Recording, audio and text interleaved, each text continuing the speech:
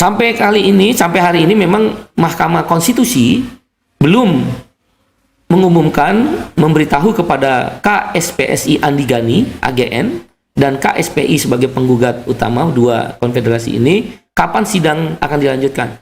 Karena MK masih memeriksa semua sidang gugatan yang terkait dengan pilkada. Informasi yang kami terima kemungkinan minggu depan atau minggu lusa, artinya 2 minggu dari sekarang, paling cepat minggu depan, paling lambat minggu lusa, 2 minggu dari sekarang, akan dilanjutkan sidang judicial review terhadap Undang-Undang Cipta Kerja nomor 11 2020. Di mana sidang itu akan memasuki namanya sidang pemeriksaan. Pemeriksaan saksi fakta yang pertama, dan yang kedua adalah pemeriksaan saksi ahli. KSPI sudah siap dengan saksi fakta, yaitu para pekerja outsourcing, saksi faktanya, pekerja karyawan kontrak, saksi faktanya, pekerja yang dibayar upahnya seenaknya oleh pengusaha, ada saksi faktanya. Upah murah, ada saksi faktanya. Saksi ahli, pada teman-teman media kami sampaikan, kami kecewa sekali dengan pakar-pakar, profesor-profesor, doktor-doktor yang ada di Indonesia ini. Banyak yang menolak Omnibus Law, banyak yang mempersoalkan Omnibus Law, tapi ketika diminta untuk menjadi saksi ahli, semua tiarap, tidak ada yang bersedia. Guru-guru besar banyak yang tidak bersedia. Ada beberapa profesor yang bersedia, tapi secara internal kami melihat figur yang kami minta itu, yang tidak bersedia itu lebih layak. Tapi banyak yang tidak bersedia. Akhirnya KSPSI AGN dan KSPI di bawah tim pembela hukum yang dikoordinir oleh Dr. Hotma Sitompul, kami mencari saksi ahli dari luar negeri. Bayangkan coba. Persoalan yang melibatkan rakyat luas, termasuk buruh, terpaksa kami mencari saksi ahli dari luar negeri.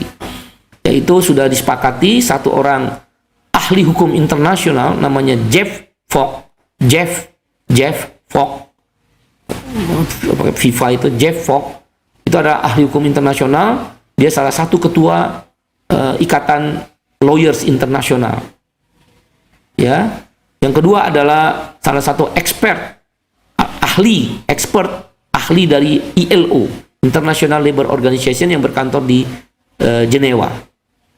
Dua orang ini sudah bersedia dan sudah membuat makalahnya. Ya, mudah-mudahan hakim Mahkamah Konstitusi tidak menolak dua saksi ahli kami dari internasional. Karena sidang minggu depan, yang diperkirakan minggu depan atau minggu lusa, 2 minggu dari sekarang, akan memeriksa saksi fakta dan saksi ahli. Kami kecewa sekali dengan para guru besar, profesor-profesor doktor, yang seharusnya memahami dan mengerti tentang Omnibus Law ini berdampak negatif bagi rakyat kecil dan juga kaum buruh, tapi ternyata mereka tidak bersedia. Tentang biaya kami iuran. Kami urunan, insya Allah, ya memang tidak bisa besar kami bayar, tapi layaklah.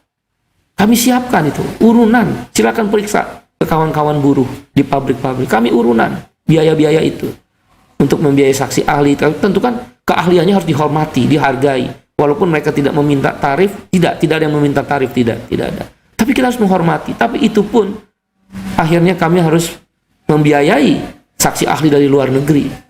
Tapi International Trade Union Confederation, ITUC, Konfederasi Serikat Buruh Dunia yang menjadi kami anggota di ITUC, itu juga membantu. Ya, membantu untuk menghadirkan saksi ahli. Nah, dengan demikian, pada saat sidang di MK akan ada aksi. Tentu aksi ini mengikuti protokol kesehatan yang ketat, yaitu aksi di lapangan, di depan Mahkamah Konstitusi, di rapid test, memakai masker, kemudian juga menjaga jarak, dan jumlahnya tidak boleh besar. Secara bersamaan, seperti biasanya teman-teman media sudah tahu, pada saat aksi lapangan serempak di 20 provinsi. Dan kami sepakati di tiap-tiap pabrik sedang dikonsolidasikan. Di tiap-tiap pabrik dengan protokol kesehatan yang ketat, nanti di depan pabrik, mungkin beberapa orang setiap satu pabrik, mungkin 10, 20, 30, ya tentu physical distancing, rapid test, akan membentangkan spanduk, dan itu akan disorot. Kami punya anggota hampir 4.000 pabrik di seluruh Indonesia di 30 provinsi. 4.000 pabrik di 30 provinsi, lebih dari 300 kabupaten kota. KSPI ya, bergabung dengan KSPSI AGN. Jadi depan pabrik kita akan aksi nanti, menyampaikan suara untuk meminta hakim Mahkamah Konstitusi mencabut daripada Undang-Undang Cipta Kerja nomor 11 2020, khususnya klaster ketenagakerjaan yang kita gugat secara material. Ya, jadi nanti aksi itu yang langsung di depan Mahkamah Konstitusi memakai standar protokol COVID-19, arahan Satgas COVID-19 dan aparat keamanan akan kita ikuti. Di pabrik-pabrik sekarang kita instruksikan. Ya, karena mereka udah mulai resah. Bayangkan teman-teman media, sekarang banyak perusahaan di Bekasi misal, ada 3 perusahaan yang tiba-tiba mempilotkan perusahaannya. Kan bisa nyuruh aja kreditur lah, katakan cateringnya aja, nggak usah susah-susah. Si catering suruh nggak mampu dibayar oleh perusahaan tersebut, kemudian pilot. Apa yang terjadi? Dia bayar cuma 0,5 kali upah pesangon. 0,5. Padahal di undang-undangnya jelas. Itulah gara-gara ada PP nomor 35 itu tahun 2021 ya, PP nomor 35 2021. Sekarang banyak perusahaan trennya pilot, dia bubar, kemudian dibikin perusahaan baru lagi. Nah, ketika dia bikin perusahaan baru karena Omnibus Law dan PP turunannya itu boleh karyawan kontrak sepanjang hayat, karyawan outsourcing tidak ada lagi jenis pekerjaan yang dibatasi dan juga tidak membedakan karyawan jenis pekerjaan kegiatan pokok dan kegiatan penunjang, dia akan rekrut outsourcing sebanyak-banyak. Cara supaya dia nggak rugi apa? Pilot. Kan nggak susah pilot di PN Niaga. Sekarang di Bekasi ada 3 trennya. Di Tangerang udah banyak sekali. Nah, cara lain yang dipakai adalah karyawan tetap yang bermasa kerja di atas 15 tahun dikasih paket dengan pesangon yang rendah sekali sesuai Omnibus Law. Setelah dikasih paket, dipanggil lagi, tapi status hubungan kerjanya udah outsourcing. Dan karyawan kontrak, outsourcing seumur hidup. Karyawan kontrak memang di PP-nya dibatasi 5 tahun, tapi kan periodenya berulang-ulang. 25 kali juga boleh dikontrak terus selama 5 tahun. Nah, hal-hal ini sudah terjadi. Pesangon dibayar murah 0,5 kali, kemudian outsourcing seumur hidup, karyawan kontrak tanpa periode kontrak, tidak ada harapan menjadi karyawan tetap, upah murah karena UMSK dihapus. Ini sudah terjadi. Di beberapa perusahaan nggak mau lagi bayar UMSK. Nah, dengan demikian perlawanan kami KSPI dan Buruh Indonesia termasuk KSPSI AGN akan all out aksi secara lapangan melibatkan semua buruh di pabrik-pabriknya. Nah, secara virtual kemudian disiarkan dengan menerapkan protokol COVID-19.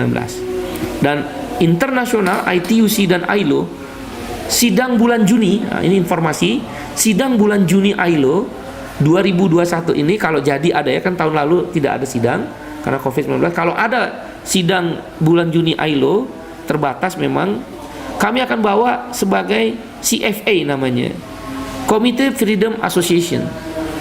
Kita akan bawa ini kasus Omnibus Law adalah pelanggaran hak asasi dan pelanggaran terhadap labor right, hak-hak buruh, ke sidang ILO.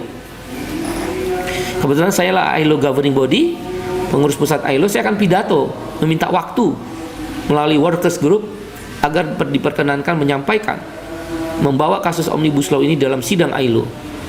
Nah, nanti kita lihat keputusan ILO apa.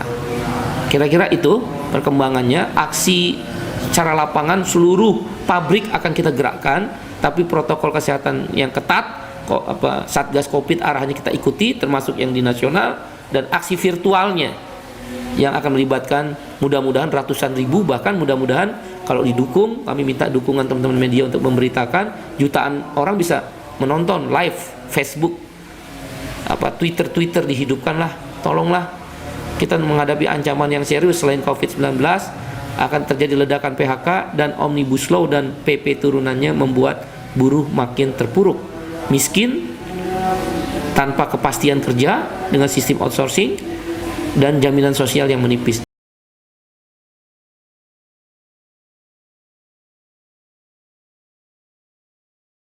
Demikian kabar buruh hari ini.